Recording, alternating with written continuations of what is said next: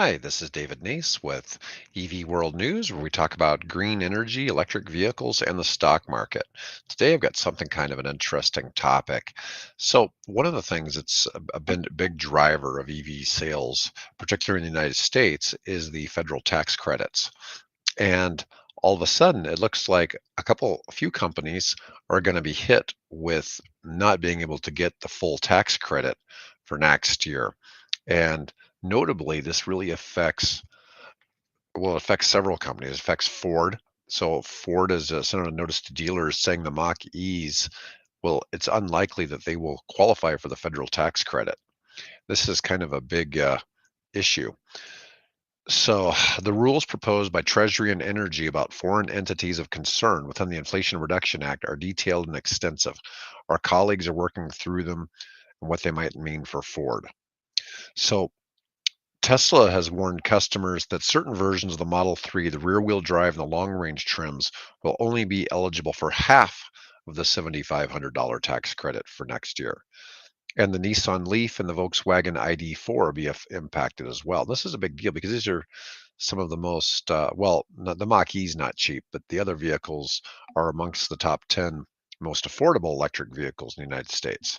So that's a pretty big deal. This could prove awkward for some car shoppers who've been waiting until next year to buy an EV.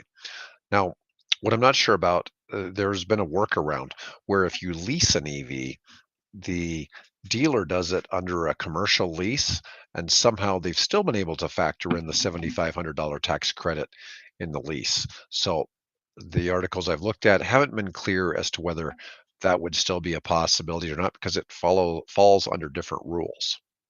Anyways, now the countries that are of concern are China, North Korea, and Russia.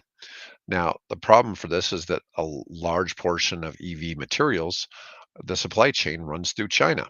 And China has really been the big adopter. They're the biggest adopter of electric vehicles in the world. They've they were early on in the race for technology. They were early on in the race to get batteries made. And so currently, China alone accounts for 70% of the global supply of battery cells. That's a pretty big deal. Lawmakers have said the Inflation Reduction Act is meant to level the playing field by weaning American battery dependency off of China and creating U.S. jobs in the EV sector. Many car companies and their supply partners are now working to beef up U.S. battery plants as a result. There's a lot of that technology and manufacturing plants being built all over the United States, which is exciting to see because it'll produce good jobs, things like that. But it's likely that it could take years for some of those to really come online. Automakers are spending billions of dollars to reroute the EV supply chain around China, and EV supporters say the new requirements validate those investments. Al Gore, the executive director of the Zero Emissions Transport Association, says the most valuable parts of the supply chain are manufactured in the United States, creating good paying American jobs and fortifying national security along the way. Now, my next topic is comes to us from Clean Technica. And this is kind of an interesting topic because I have some different viewpoints on what they're talking about here. So, right now, because of electric vehicles around the world, now 1.8 million barrels of oil a day are being avoided from being needed. Now, I attended a conference last week where economists were talking to the CEOs of public companies. And one of the interesting things that came up is that world gasoline production is up 2.1 million barrels. So that means if it weren't for this, fuel production would be up 3.9 million barrels. So I'm just saying, so at the same time, while there are more electric vehicles out there than ever before, the amount of oil that's being drilled and sold is still going up. Global oil demand for road transport is expected to reach roughly 42.3 million barrels a day in 2023, a slight increase over the past year. So 2.1 million barrels only was roughly 5% increase, but still it was an increase even with how much sales of electric vehicles have gone up. Two and three-wheeled EVs account for 60% of the oil demand avoided, which is really interesting because you don't see a lot of two and three-wheeled electric vehicles, other than you do see e-bikes here in the United States, but not to the same extent you see in other countries. Passenger EVs surpassed buses in 2022 to become the second largest source of avoided oil demand. In 23, passenger EVs are estimated to represent 23% of total avoided oil demand, while buses and commercial vehicles should be about 13% and 3%. That's interesting news, and certainly less carbon emissions from that. Now, my next article is these are kind of interesting. So, EV sales have slowed this year, and this is kind of interesting, but all car sales have slowed. Despite new electric vehicle market share and sales hitting a record in the US this year, EV growth is starting to slow and fall short of the auto industry's lofty ambitions to transition from combustion engines. Now, I don't know if these are the auto industry's goals or if these are the current um, government administration's goals. The US has reached a crucial milestone in its efforts to electrify.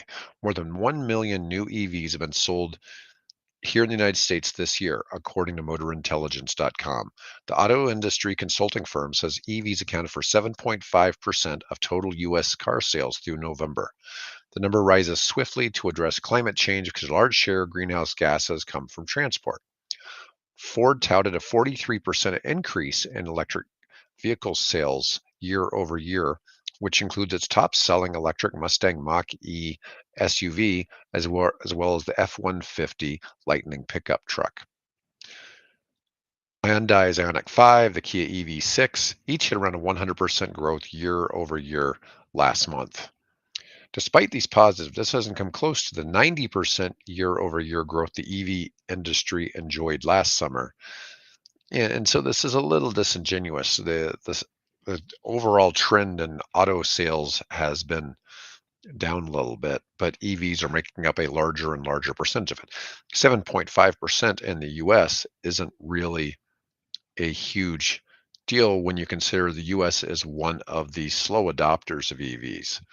And this next article is on the same topic, but it's from a different perspective. EV sales growing faster than expected. Now, this is global sales, 1.2 billion electric vehicles by 2040. That's what that chart shows. And it's interesting, kind of, these charts are difficult to read. Long-term outlook for zero emissions vehicle adoption keeps getting more bullish. On average, new forecasts for the battery electric vehicle fleet size in 2030 have risen 26% since last year. This is talking about fleet sales for commercial businesses. But passenger vehicle sales should reach, for zero emissions vehicles globally, 75% by 2040. Now, what's interesting, in some parts of the world, we're already above that, but it's not many. Growth is unevenly distributed. So this is interesting. So this is EVs as a share of passenger sales on this chart. Um, Germany is the big adopter here on this chart, but it expresses the Nordic countries as part of the rest of Europe. The Nordic countries have over 80% adoption. They're the big adopters worldwide, but Germany was over 30%. China has been steadily growing. They're up around 28% of all new car sales are battery electric vehicles, but Europe in of itself is about 25% right now of all car sales, whereas the United States is about 7.5, and it's way down here in the blue, this blue tag here. Now, rest of the world is really lagging behind. So, it's also a matter of the wealth of the countries. It's going to be a while before the entire world makes a switch over to electric vehicles, if it ever happens. I'm not completely convinced that electric vehicles solve the needs of everyone everywhere, in the whole world. But it is interesting to see this adoption take place. In over half of the global car market, EV adoption is still below 10% of sales. And this includes countries like the US and Japan.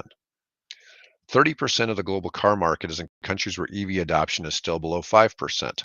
Countries like India, Southeast Asia, Japan, and the rest of the world category, which includes countries like Brazil or Russia, is climbing, but it was still below 5% in 2023.